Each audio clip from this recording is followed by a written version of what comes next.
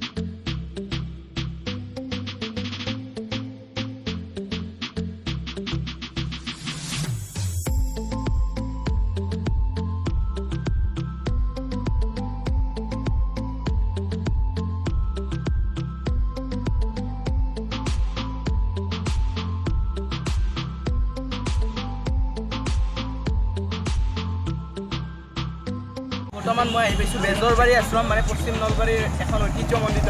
আশ্ৰম আৰু চাওঁ মানে কৈছোঁ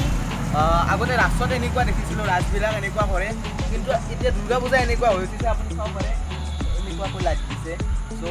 তামাম আৰু মজা।